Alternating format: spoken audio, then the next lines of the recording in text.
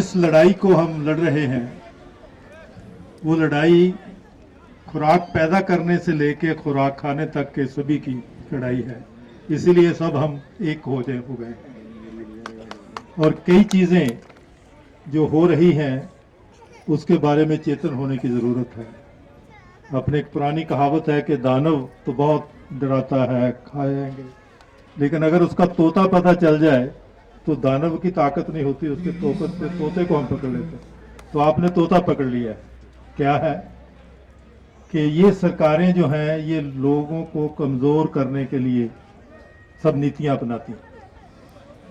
मेरी माता बहन जानती हैं कि जब नोटबंदी हुई तो आपका सरफा जो था, जो आपकी बचत थी, वो खा गए ना,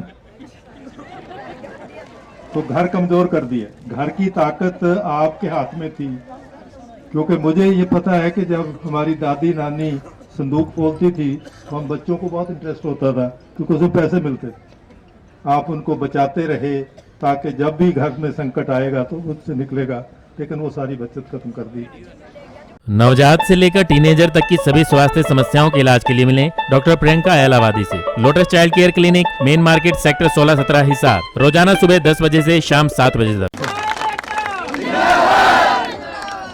तो अब देखिए कि कितना कमजोर करने का।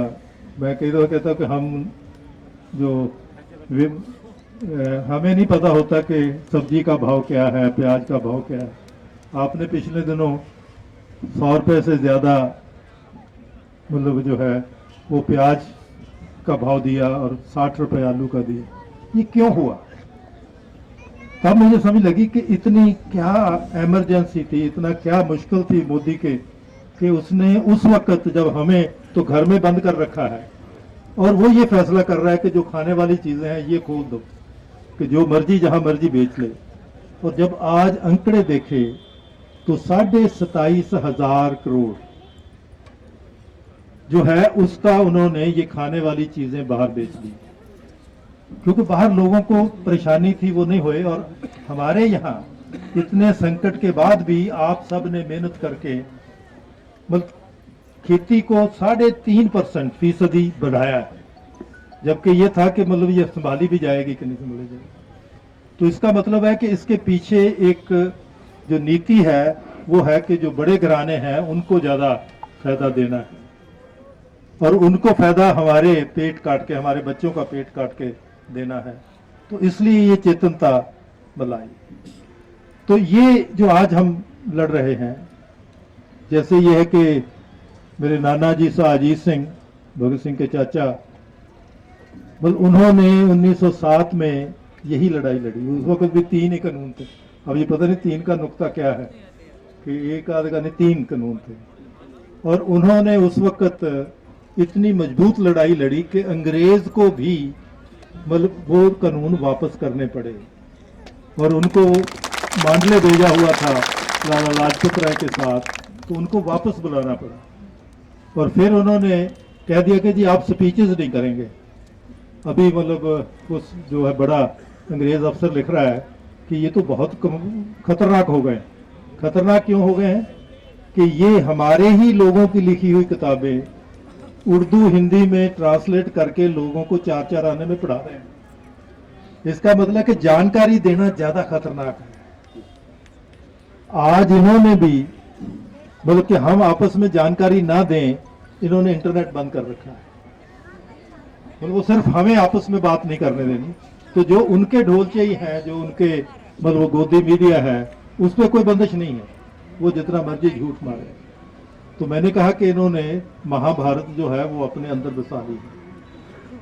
महाभारत में हम कहते हैं कि द्रोणाचार्य, चाहे वो कहावत हो या कि द्रोणाचार्य सबका गुरु था, तो कहते जब तक द्रोणाचार्य नहीं मरता महाभारत खत्म नहीं होती।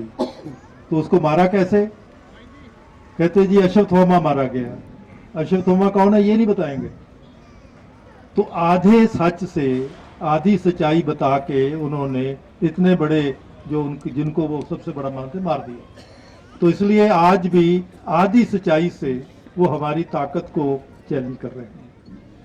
इसके आगे अभिमन्यु का नाम आपने सुना होगा, क्योंकि वो मतलब पांडवों का फ्यूचर था, उनका लड़का था। कहते वो कैसे मारा गया, कि उसे आधा ज्ञान दिया कि चक्रव्यूह तोड़ना कैसे है वो पता लगो, लेकिन बाहर नहीं निकलने का देंगे। तो सब नौजवानों के लिए वार्निंग है कि कभी आधी अधूरी बात, आधा ज्ञान मत लो, पूरी बात समझो। यही भगत सिंह ने हमें समझाया कि पूरी बात समझने की जरूरत है।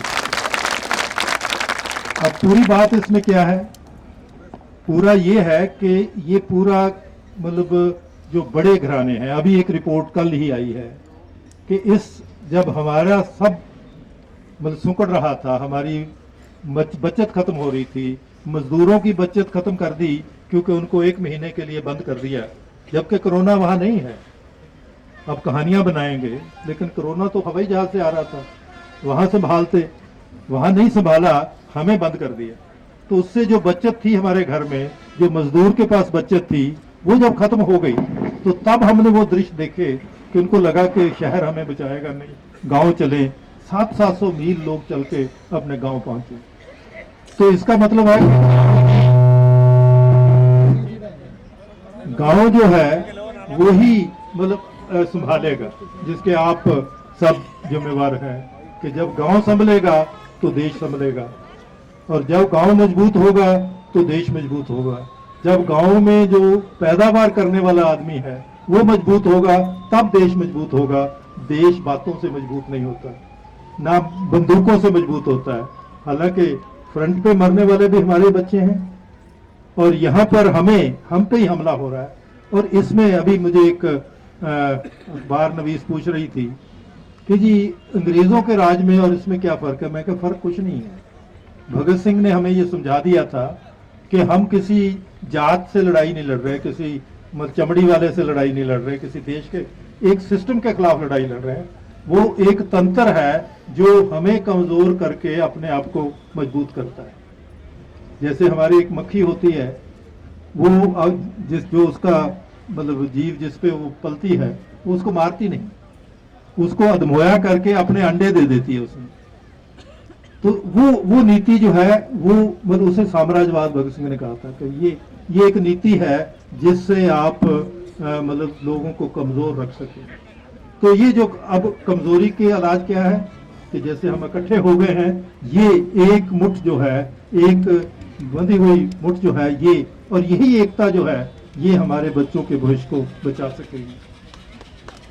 नवजात से लेकर टीनेजर तक की सभी स्वास्थ्य समस्याओं के इलाज के लिए मिलें डॉक्टर प्रियंका एलावादी से। Lotus child care clinic, main market, sector 16-17 Hisar. रोजाना सुबह 10 बजे से शाम 7 बजे तक।